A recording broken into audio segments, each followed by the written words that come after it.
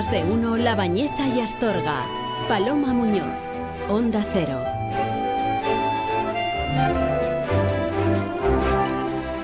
Bueno, pues continuamos y como cada martes a estas horas más o menos es el momento ya de saludar a nuestra psicóloga de cabecera, a Ruth Fernández Matía.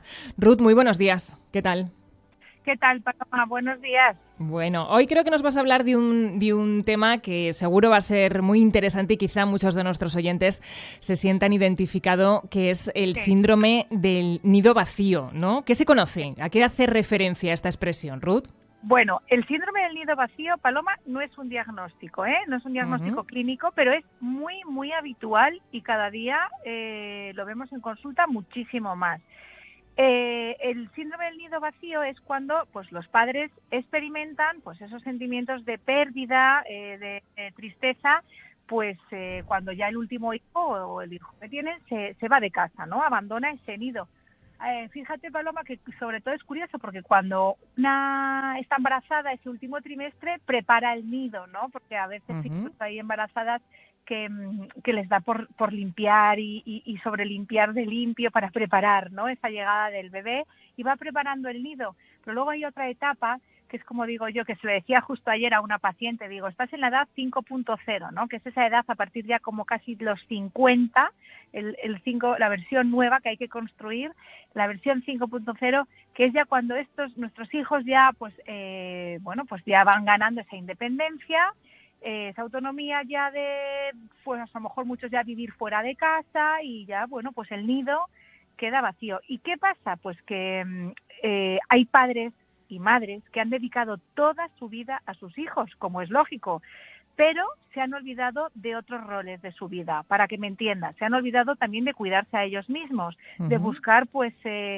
sus aficiones, sus proyectos, porque al final es verdad que en el mundo un poco de la crianza, pues sin querer te atrapan el tiempo con los niños, la casa, el trabajo, las extraescolares, y al final, pues uno está más pendiente de las cosas de casa, de la crianza, y se olvida de la pareja y se olvida de uno mismo, porque luego es verdad que cuando esos padres sienten que ese nido está vacío, que ahora te contaré un poco los síntomas más comunes que se dan, se encuentran con que la pareja es una auténtica desconocida, porque han aprendido a vivir con hijos, no han aprendido a vivir sin hijos. Claro.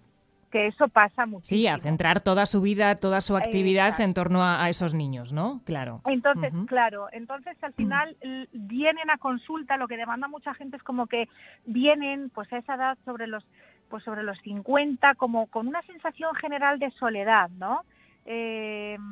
Por eso te digo que no es un diagnóstico clínico, pero que les hace como más vulnerables a la depresión y, ojo, a tirarse, y esto es importante, a que sus conductas un poco para olvidar, para evitar, muchas personas a esa edad se van un poco a adicciones como el alcoholismo y pues a lo mejor incluso mujeres se ha visto que muchas veces van a juegos o se van al bingo, que eso también se ve mucho, ¿no? Y claro, hay que evitar todo eso. Entonces, sí. Claro, porque ¿cuáles serían los síntomas, Ruth, o cómo se manifiesta ese síndrome del nido vacío? Mira, sobre todo empiezan a sentir sensación de tristeza, sobre todo de vacío, ¿no? Lo que te decía antes, como de soledad. Sensación de no tener ninguna meta ni utilidad. Es como muchas veces a mí me refieren, muchas veces las sobre todo acuden más, es verdad que la prevalencia se da más en mujeres, ¿no? Porque al final han podido estar como más pendientes en la maternidad de la crianza, pero bueno, acuden más mujeres. Y es verdad que tienen pues como que no se sienten útiles, es decir, ¿para qué? ¿No? El para qué no lo han perdido, porque antes a lo mejor pues hacían las cosas de la casa o cocinaban para su hijo, que a lo mejor pues venía de la universidad o venía del instituto y al final pues tenía un fin. Pero a veces no encuentran luego ese fin cuando se van, porque hay veces que dicen, bueno, pues para mí sola me puedo preparar cualquier cosa, claro, como un bocadillo, y entonces ahí se van un poco abandonando, claro, no lo notas, pero en cuestión de 2 meses, día tras día, es como que hay más dejadez, hay como constantes recuerdos que le vienen pues de la infancia de sus hijos, constantemente quieren hablar frecuentemente con ellos, que a veces pues sin querer quieren un poquito generar esa dependencia también en sus hijos, ¿no? Luego, pues muchas también somatizan mareos, dolor de cabeza, problemas digestivos. Bueno, como sensación, Paloma, para que me entiendas, que la vida les ha perdido un poco el sentido, ¿no? Claro.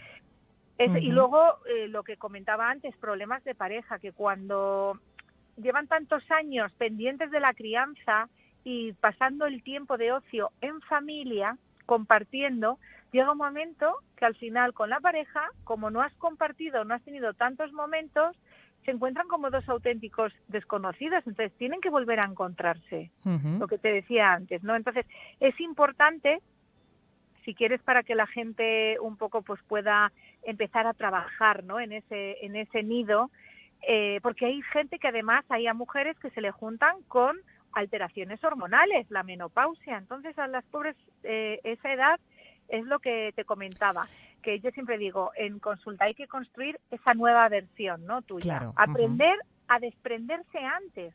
Hay que aprender a desprenderse antes de los hijos, que no es no estar con ellos, sino es aprender pues a anticiparse a esa partida, ¿no? Para ayudar Claro, a ¿cómo podemos prevenir que nos ocurra, que tengamos este síndrome del nido vacío? Pues mira, es muy importante siempre, y lo recalco muchísimo, siempre tener tu espacio, tus hobbies, tu ocio, más tu vida social, tu cuevita, tu refugio, porque muchas veces se va dejando, nos vamos abandonando y al final pues no hay ningún hobby. A lo mejor hay alguien que diga, pues yo quiero, me encantaría aprender un idioma o retomar ese idioma que lo dejé, pues apuntarse a unas clases, o hay gente que dice, me gusta el tema manipulativo, ¿no? De trabajar pues con las manos, hacer algo, pues me apunto a algo de manualidades, o me apunto a unas clases de pilates, de yoga, o me voy a natación, incluso aprender otras nuevas actividades, porque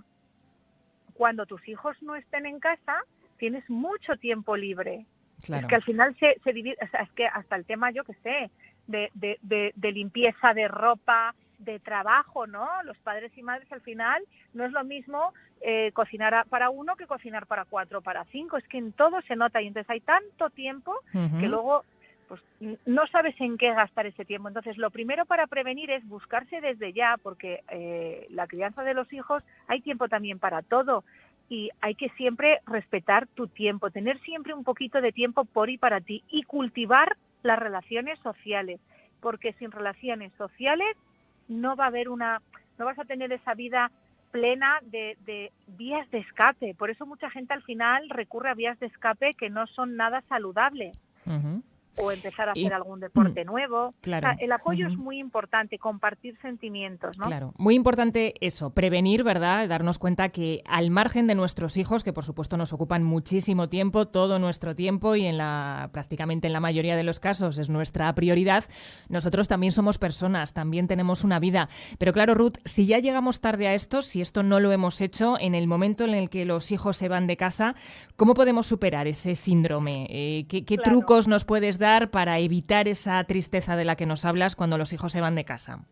Mira, yo en consulta, cuando vienen las personas así, lo que hacemos es que trazamos un nuevo proyecto, ¿no? de vida para volver a trabajar un poco en la ilusión. Entonces hay que analizar un poco los para qué.